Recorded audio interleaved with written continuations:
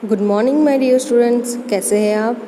आज मैं standard 6 English medium में चैप्टर नंबर 1 यानी कि सत्र यानी कि सेमेस्टर 2 का इकाई 1 यानी कि चैप्टर 1 वह मैं आपको समझाऊंगी।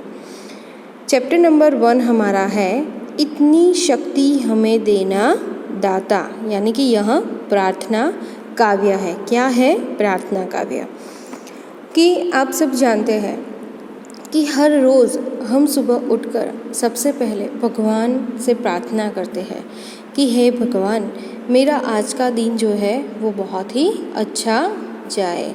मैं आज के दिन में झूठ न बोलूं, कोई ऐसा काम न करूं जिससे किसी को नुकसान पहुंचे, किसी को दुख हो। तो हर रोज़ सुबह उठकर रात को सोने से पहले हम भगवान को प्रार्थना करते हैं, और जब हम मुसीबत में होते हैं तब हम भगवान को प्रार्थना करते हैं। तो इसी प्रकार यहाँ पे यह कविता यानी कि प्रार्थना काव्य जो है वो हमें यहाँ पे दी है कि इतनी शक्ति हमें देना दाता। तो यह पोयम जो है प्रार्थना काव्य, इसे हम समझते हैं। इतनी शक्ति हमें देना दाता। यहाँ पे कहा है कि इतनी शक्ति हमें देना दाता, मन का विश्वास कमज़ोर होना, हम चले नेक रास्ते पे हमसे भूल कर भी कोई भूल होना, इतनी शक्ति हमें देना दाता। तो यहाँ पर कहा है कि इतनी शक्ति हमें देना दाता, मन का विश्वास कमज़ोर होना, हम चले नेक रास्ते पे हमसे भूल कर भी कोई भूल होना। तो इसकी समझ जो है वह हम समझते हैं। यहाँ पे कहा है कि कवि कहते हैं कि भगवान से प्रार्थना करते हैं कि प्रभु हमें इतनी शक्ति प्रदान करे कि हमारे मन का विश्वास कभी भी कम न हो। कि कवि जो है वह भगवान से क्या प्रार्थना करते हैं कि हे प्रभु, हमें इतनी शक्ति प्रदान करे कि हमारे मन का विश्वास जो है वो कभी भी कम न हो। कोई भी मुसीबत आए, कोई भी संकट आए तो हमें इतनी शक्ति प्रदान करे कि हमारे मन का जो तुम्हारे प्रति जो विश्वास है वह कभी भी कमज़ोर न हो। हमें हमारे काम करने की शक्ति पर पूरा विश्वास हमेशा बना रहे कि हम जो काम करते हैं तो हमारे पास जो शक्ति है तो उस पर हमारा जो विश्वास जो है वह पूरा बना रहे। हमें हमेशा ईमानदारी सच्चे रास्ते पर ही चले, और भूल कर भी अर्थात अनजाने में भी हमसे कभी कोई भूल न हो। कि हम हमेशा ईमानदारी और सच्चे रास्ते पर ही चले, और भूल कर भी अर्थात अनजाने में भी हमसे कभी कोई भूल न हो।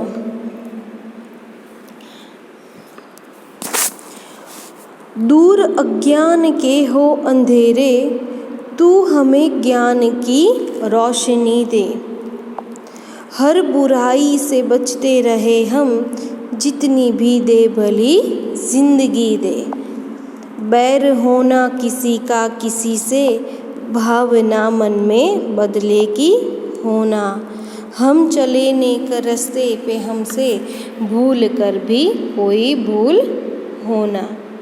यहाँ पर क्या कहा है, इसकी समझूती जो है वह समझते हैं।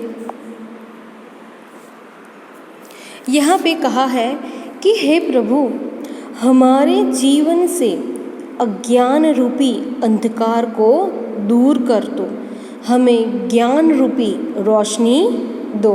क्या कहा है कि हे प्रभु, हमारे जीवन से अज्ञान जो है, अज्ञान का जो अंधकार जो है, तो उसे तू दूर कर। तू हमें ज्ञान रूपी रोशनी तरफ ले चल, कि जो अज्ञान का जो अंधेरा है तो वहाँ से दूर ले चल कर तू हमें ज्ञान की रोशनी तरफ ले चल। हमें हर बुराई गलत काम से बचाकर हम भली जिंदगी जी सके ऐसी कृपा कर। कि कवि भगवान से क्या प्रार्थना करते हैं कि हमें हर बुराई गलत काम से बचाकर हमें भली जिंदगी जी सके ऐसी कृपा करे। कि भगवान से क्या कहते हैं कि तू ऐसी कृपा कर कि हम जो है तो हमारी ज़िंदगी जो है वह भली जिए और बुराई और गलत के रास्ते से हमें दूर रखे। हमारे जीवन में हमें किसी से कभी भी कोई बैर भाव न हो और हमारे मन में किसी के भी प्रति कभी बदले की भावना न हो। यहाँ क्या कहा है कि हमारे जीवन में हमें किसी से कभी भी कोई बैर यानी कि झगड़े की भावना न रखें, किसी के साथ झगड़ा न करें कि न हो, और हमारे मन में किसी के भी प्रति कभी बदले की भावना न हो। कि हम सोचते हैं कि इसने मेरे साथ बुरा किया है, इसने मेरे साथ गलत किया है, तो मैं उसके साथ गलत ही करूँगा या गलत ही करूँगी। तो यह जो भावना है बदले की भावना, तो वह बदले की भावना किसी के भी मन में न रहे। हमेशा हम सच्चाई के रास्ते पर ही चले। कि कोई भी मुसीबत आ जाए, कोई भी आफत आ जाए, हमें इतनी शक्ति दे कि हमेशा हम सच्चाई के रास्ते पर ही चलें। यहाँ पे तीसरा पैराग्राफ है कविता का। हम न सोचे हमें क्या मिला है, हम ये सोचे किया क्या है अर्पण। फूल खुशियों के बाटे सभी को, सबका जीवन ही बन जाए मधुबन। अपनी करुणा का जल तू बहा के, कर दे पावन हर एक मन का कोना। हम चले नेक रास्ते पे हमसे, भूल कर भी कोई भूल होना। यहाँ पे क्या कहा है कि हे प्रभु, हम कभी भी आपसे हमें क्या मिला है ऐसा न सोचें। कि कवि जो है वह ईश्वर से क्या कहते हैं कि हम यह कभी न सोचे कि हमें आपसे क्या मिला है, ऐसा न सोचे। हम यह सोचे कि हमने क्या अर्पण किया है।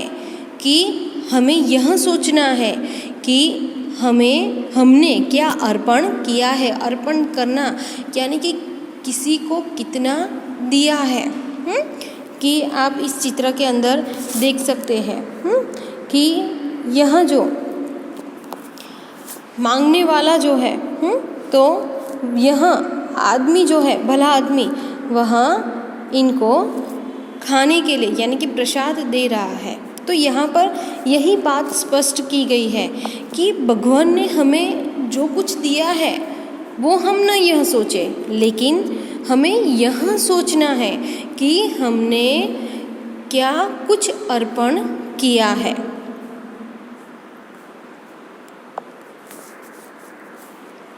संसार में सभी के साथ हमारा व्यवहार आनंददायी हो, ताकि सबका जीवन मधुबन के समान महक उठे। मधुबन यानी कि बगीचा, मधुबन यानी कि बगीचा।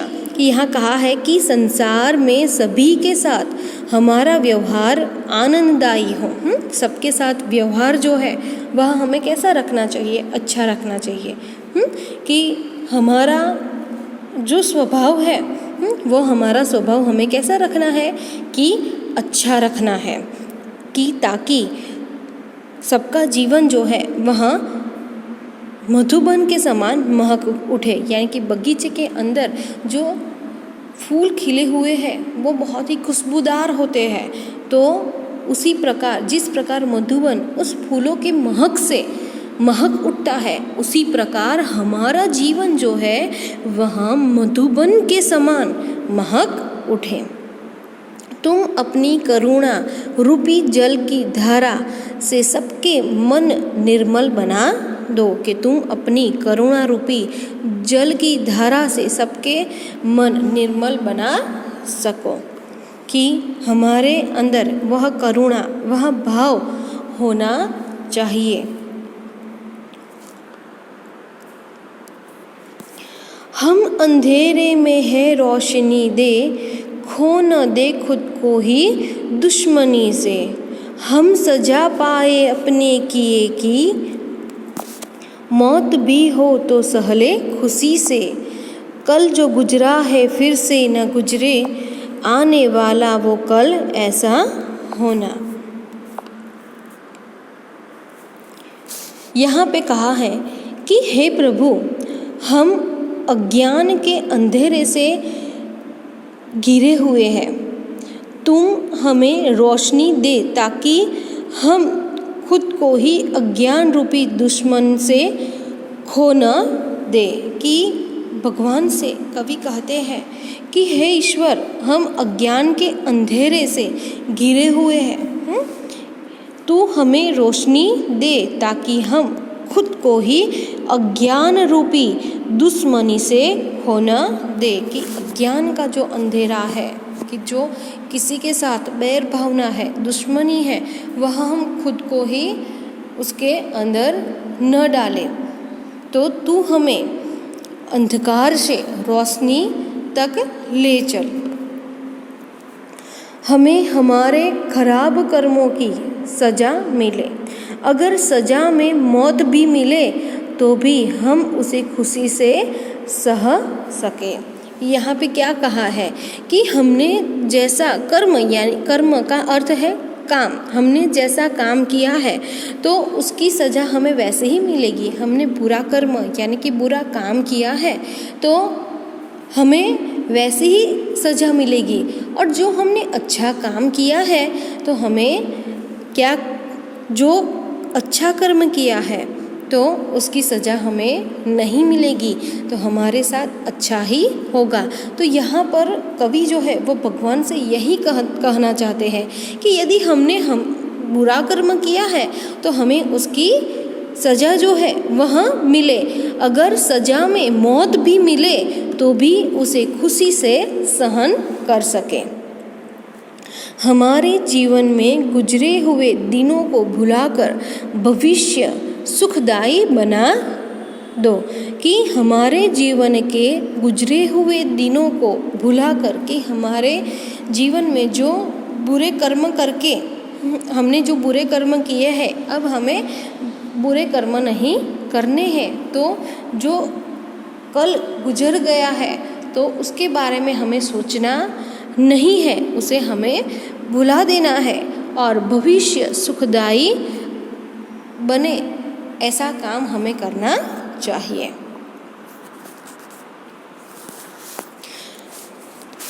हर तरफ जुल्म है, बेबसी है, सहमा सहमा सा हर आदमी है। पाप का बोझ बढ़ता ही जाए, जाने कैसे ये धरती थमी है। बोझ ममता से तू ये उठा ले, तेरी रचना का ही अंत होना। हम चले नेक रास्ते पे हमसे, भूल कर भी कोई भूल होना। तो यहाँ पे क्या कहा है कि हे प्रभु, संसार में हर तरफ जुल्म बढ़ गए हैं। आज इंसान बेबस लाचार बन गया है कि आज के इंसान हमेशा डरे डरे रहते हैं। मानव के कुकर्मों का बोझ बढ़ता रहा है। धरती भी इस बोझ को सह रही है, फिर भी अभी चल रही है। हे प्रभु, तू अपनी ममता से हमारा बोझ जो है वह उठा ले, ताकि आपने ही बनाए हुए इस मानव संसार का विनाश न हो जाए। यहाँ पे क्या कहा है कि हे प्रभु, संसार में हर तरफ जुल्म जो है वह दिन ब दिन जो है वह बढ़ता जा रहा है। आज इंसान जो है वह बेबस हो गया है, लाचार हो गया है कि आज के इंसान हमेशा डरे डरे रहते हैं। क्यों? क्योंकि मानव के कुकर्मों का बोझ जो है वह बढ़ रहा है। आप इस चित्र के अंदर देख रहे हैं कि यह सब जो है कुकर्म, इसे हम कुकर्म कहते हैं। खराब कर्म जो है, एक दूसरे की जान लेना, एक दूसरों को मारना, तो यह अच्छी बात नहीं है। तो यह कुकर्म जो है वह दिन ब दिन बढ़ता रहा है। इसलिए जो अच्छे मनुष्य है तो वह डरे डरे और सहमे हुए से फिर रहे हैं। धरती पर भी यह बोझ जो है वह बढ़ता रहता है। कि कहा है कि धरती भी इस बोझ को सह रही है, फिर भी अभी चल रही है। कि हे प्रभु, तू अपनी ममता से हमारा बोझ जो है वह उठा ले, ताकि आपने ही बनाए हुए, यानी कि भगवान ने यह सृष्टि की रचना की है, ताकि ऐसा ना हो कि आपके ही बनाए मानव संसार का विनाश न हो जाए। कि यहाँ पे क्या कहा है कि अपने आपने ही बनाए हुए इस मानव संसार का विनाश न हो जाए। तो यहाँ पर इस प्रार्थना काव्य में बहुत ही अच्छा कहा है कि इतनी शक्ति हमें देना दाता। कि कवि जो है वो ईश्वर से प्रार्थना करते हैं कि हमें इतनी शक्ति दो कि हमारे मन का जो विश्वास जो है खुद पर, वह विश्वास जो है वह हम खुद खो न दें। अगले वीडियो लेक्चर में हम इसका स्वाध्याय अभ्यास जो है वह समझेंगे। भावार्थ आपको अपनी नोटबुक में लिखना नहीं है।